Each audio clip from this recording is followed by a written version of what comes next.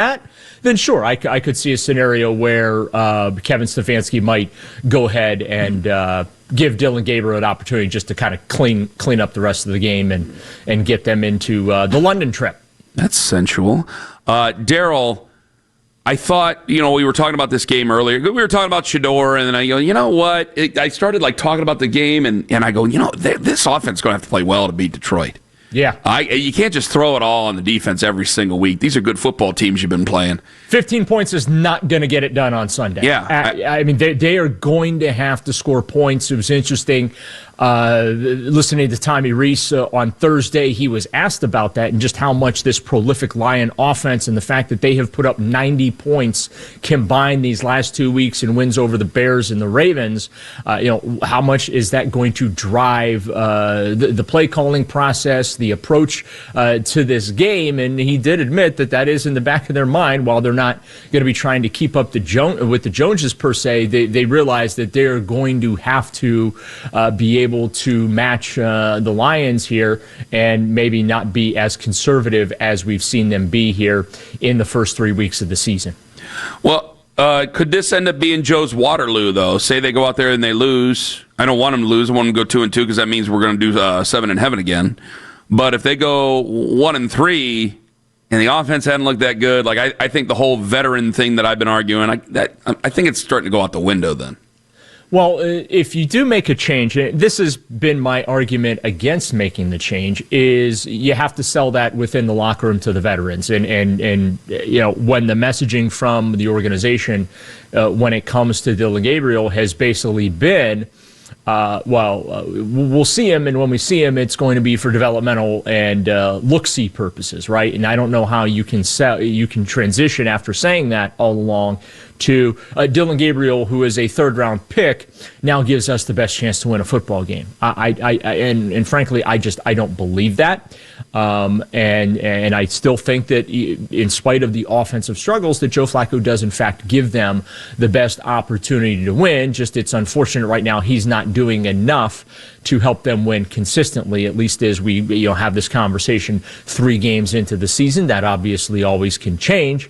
I am not optimistic as far as Sunday goes that all of a sudden we're going to see some massive turnaround because, as you said, Ken, this is a very good Detroit Lions team. Mm-hmm. They are, in fact, Super Bowl contenders, similar to the Green Bay Packers. But you know what? A lot of folks didn't give them a chance to beat the Packers, and they went ahead and did that, although I don't expect a 13-10 type of a scoring game. My number one question with this team is, are they even capable of scoring 20 points in a game? The expansion Browns in 1999 could score 20 points in a game. The 1-31 Browns could score 20 points in a game. This current team, 3 games into the season, incapable of scoring 20 points a game, and that does have me a little worried, even though we are still early in the season. Daryl Ruiter with us. Do you think the coach is coaching the game differently offensively because their defense looks like it might be the best in the NFL? Oh, I absolutely think that plays a part in it. That he, in a couple of ways, Anthony. One, doesn't want to gas his defense, right? Doesn't want to wear them down to the point of where they just kind of fall apart because they're just so exhausted. But also, two, where he's putting the trust and faith and belief in them that, yeah, he can be conservative and punt the football away because he believes that defense is going to get off the field. Here's the problem, though, this week with the Lions. Just because they get a stop on third down, that doesn't mean they're getting off the field. Detroit, Dan Campbell is super aggressive in all 3 phases. They're not afraid to do some trickeration on offense and all the motions and things that they do on that side of the ball. But he goes for it on fourth down a lot. They went for it, I believe, 3 times last week, made all 3.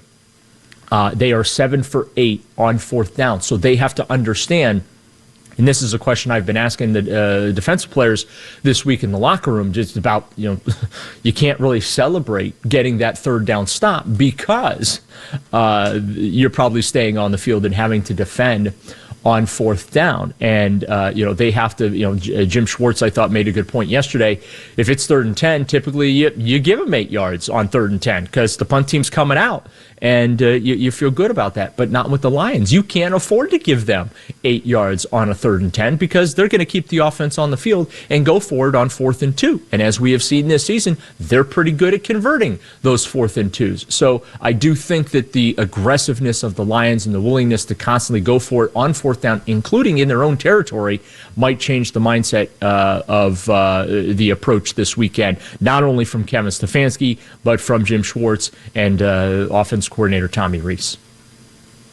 All right, Daryl, as far as this offensive line, we have been a little concerned about not just the short-term future of the O-line, but the long-term, because it's really what you want to have going when you get this thing turned around for this next window that, so many people talk about. But the offensive line in general, how worried are you about it, both short and long-term? I'm very worried. This is something that I have been kind of keeping an eye on. They're going to transition the line here in the next year or two. Joel Bitonio, obviously. Let's start with the healthy guy, well, semi-healthy guys, because Joel's still dealing with the back thing there a little bit, but it has calmed down, and he is going to play Sunday. But he is in his 12th season. Odds are he's probably going to retire after this year. That is a massive hole in the line that's going to form.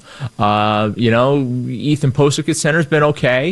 Wyatt Teller, I'm sure at some point the Browns will make a financial decision down the road, when it comes to his long-term future. And he's been here a while, and he's been fantastic being here. But the tackle spots, man, it just, they brought in Jack Conklin with the hope that he would solidify the right side of that line. And just, it's unfortunate that Jack has not been healthy. He's not been able to stay healthy.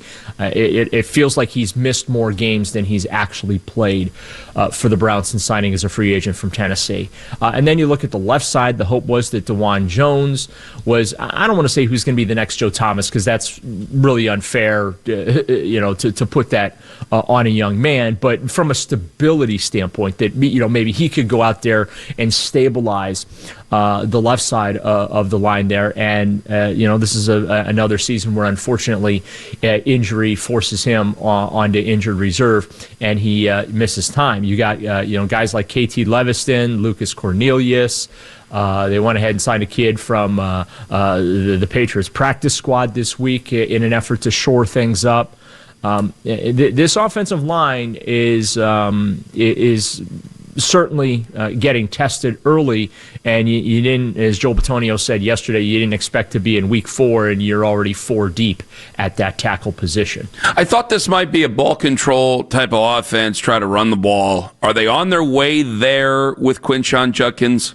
I think they could be. He certainly, I think, is showing you he can be that 3-down running back. What has impressed me so far about him, Ken, is his yards after contact. The fact that he is getting chunks of yards after contact. And so similar to what we saw with Nick Chubb here. And I'm not saying that Quinshon is the next Nick Chubb or whatever. Again, don't want to put that on him. But the early returns show you that potential is there. And that obviously is very, very positive. But, I really love what I've seen from Q in his first 2 games. Yeah, what do you think of him more specifically? Because, the comparisons, we all want him to be Nick Chubb. Right. I don't think he's Nick Chubb, but Nick Chubb could have been a Hall of Famer had he have played more years and more playoff games and all of that stuff. So right. where was a reasonable expectation for Judkins?